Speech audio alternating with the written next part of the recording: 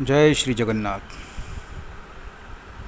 साथियों, आज हम आपको ऐसे भक्त की कथा, ऐसे भक्त का चरित्र सुनाने जा रहे हैं जो न केवल जाति से कसाई था बल्कि मांस बेचा भी करता था, और उस पर भगवान ने कृपा करके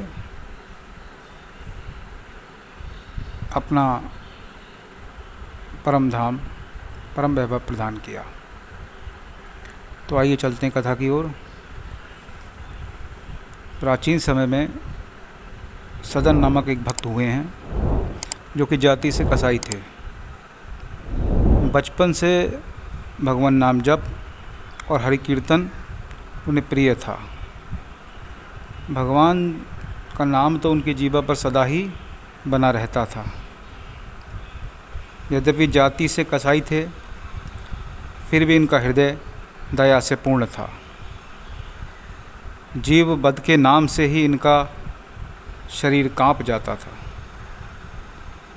चूँकि यह जाति से कसाई थे, आजीविका के लिए तो कोई और उपाय भी नहीं था, इसलिए अन्य कसाईयों के यहाँ से मांस ला करके फिर बेचा करते थे, किंतु स्वयं अपने हाथों से पशुवध नहीं करते थे। इस काम में भी उनका मन नहीं लगता था, किंतु भरण के लिए यह काम करना जरूरी था, क्योंकि जाति का व्यवसाय था, मन मार कर भी करना पड़ता था। लेकिन फिर भी सदा भगवान नाम जप और गुणगान करते नहीं थकते थे और लीलामय पुरुषोत्तम के चिंतन में लगे रहते थे। सदन का मन श्री हरि के चरणों में रम गया था। दिन रात वह केवल हरि हरि हरि हरि जपा करते थे। भगवान अपने भक्तों से दूर नहीं रह सकते। भक्त को जैसे उनके बिना चैन नहीं, वैसे ही भगवान को भक्त के बिना चैन नहीं। सदन के घर में भगवान शालग्राम रूप से विराजमान थे, लेकिन सदन को इसका पता नहीं था। वो तो शालिग्राम को पत्थर का एक बाट समझते थे और उससे मांस को तौल करके बेचा करते थे। एक दिन एक साधु सदन की दुकान के सामने से गुजरा और उसकी दृष्टि उस बाट रूपी शालिग्राम जी को पहचान गई। मांस विक्रेता कसाई के यहाँ अपवित्र स्थल में शालिग्राम जी को देख करके साधु को बड़ा क्रोध आया। साधु ने सदन से मांग करके शालिग्राम को अपने साथ रख लिया। सदन ने भी प्रसन्नतापूर्वक साधु को अपना यह चमकीला बाट दे दिया। साधु बाबा अपनी कुटिया पर पहुँचे। उन्होंने विधिपूर्वक शालिग्राम जी की पूजा की, परंतु भगवान को ना तो पदार्थों की अपेक्षा है, ना मंत्र, ना विधि की। वे तो केवल प्रेम के भूखे हैं, प्रेम से रीझते हैं। रात में उन साधु को स्वप्न में भगवान ने कहा, तुम मुझे यहाँ क्यों ले आए? मुझे तो अपने भक्त सदन के घर में ही बड़ा सुख मिलता था। जब वह मांस तौलने के लिए मुझे उठाता था, तब उसके हाथ की शीतलता मुझे अत्यंत आनंद प्रदान करती थी। जब वह ग्राहकों से बातें करते थे, तब मुझे उनके शब्द बड़े मधुर स्रोत के रूप में जान पड़ते थे। जब वह मेरा नाम लेकर कीर्तन करते थे व नाचने लगते थे, तब आनंद के मारे मेरा रोम रोम पुलकित हो जाता था। तुम मुझे वहीं पहुंचा दो। मुझे सदन के बिना एक क्षण भी अब चैन नहीं। साधु महाराज सुबह जागे। उन्होंने शालिग्राम जी को उठाया और सदन के घर जाकर उसे दे आए। साथ ही भगवत कृपा का महत्व भी बता आए। सदन को जब पता लगा कि उनका यह बाट तो भगवान शालिग्राम हैं, तब उन्हें बड़ा पश्चाताप हुआ। वह मन ही मन कहने लगे कि देखो, मैं कितना बड़ा अभागी और पापी हूँ। मैंने भगवान को निरादर पूर्वक अपवित्र मांस के तराजू का बाट बना रखा था। प्रभु, अब मुझे क्षमा करो। अब सदन को अपने व्यवसाय से घृणा हो गई। वे शालिग्राम जी को लेकर के पुरुषोत्तम क्षेत्र में श्री जगन्नाथपुरी को चल पड़े। मार्ग में संध्या के समय सदन जी एक गांव में एक गृहस्थ के यहाँ ठहरे। उस घर में स्त्री और पुरुष 2 ही व्यक्ति थे। स्त्री का आचरण अच्छा नहीं था। वह अपने घर ठहरे हुए इस स्वस्थ व सुंदर सबल पुरुष पर मोहित हो गई। आधी रात के समय सदन जी के पास आकर के वह अनेक प्रकार की अनिष्ट चेष्टाएं करने लगी तथा प्रणय निवेदन करने लगी।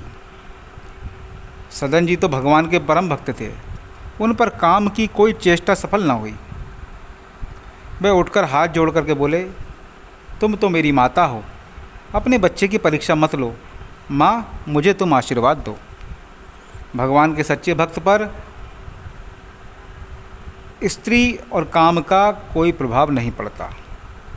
स्त्री का मोहक रूप उनको भ्रम में नहीं डालता। वे हड्डी मांस चमड़ा मलमूत्र थूक पीक को पुतली को सुंदर मानने की मूर्खता कर ही नहीं सकते। परंतु जो काम के वश हो जाता है उसकी बुद्धि मारी जाती है। वह ना सोच पाता है, ना समझ पाता है, ना कुछ देख पाता है। वह निर्लज्ज और निर्दयी हो जाता है। उस कामातुर स्त्री ने समझा कि मेरे पति के भय से शायद यह मेरे साथ संबंध नहीं बना रहा है। वह गई और तलवार लेकर सोते हुए अपने पति का सिर उसने काट दिया।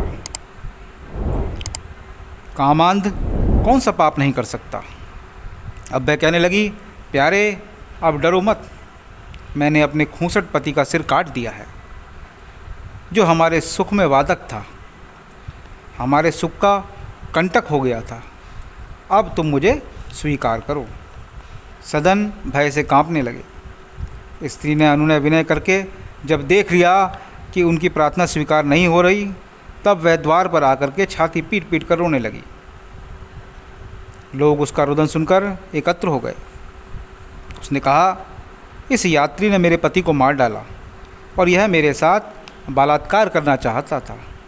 लोगों ने सदन को खूब भला बुरा कहा और कुछ ने मारा भी, पर सदन ने कोई सफाई नहीं दी। मामला न्यायाधीश के पास गया। सदन तो अपने प्रभु की लीला को देखते हुए अंत तक चुप ही बने रहे, लेकिन उन पर अपराध सिद्ध हो गया। न्यायाधीश ने आज्ञा दी कि इसके दोनों हाथ काट लिए जाएं, और सदन के दोनों हाथ काट लिए गए। सदन के हाथ कट गए, रुधिर की धारा चलने लगी। उन्होंने इसे भी प्रभु की कृपा ही माना। उनके मन में भगवान के प्रति तनिक भी रोष नहीं आया। भगवान के सच्चे भक्त इस प्रकार निरापराध कष्ट पाने पर भी अपने स्वामी की दया ही मानते हैं। भगवान नाम का कीर्तन करते हुए सदन जगन्नाथपुरी को चल पड़े। उधर पुरी में प्रभु जी ने पुजारी को स्वप्न में आदेश दिया कि मेरा भक्त सदन मेरे पास आ रहा है, उसके हाथ कट गए हैं, पालकी लेकर जाओ और उसे आदरपूर्वक लेकर के आओ।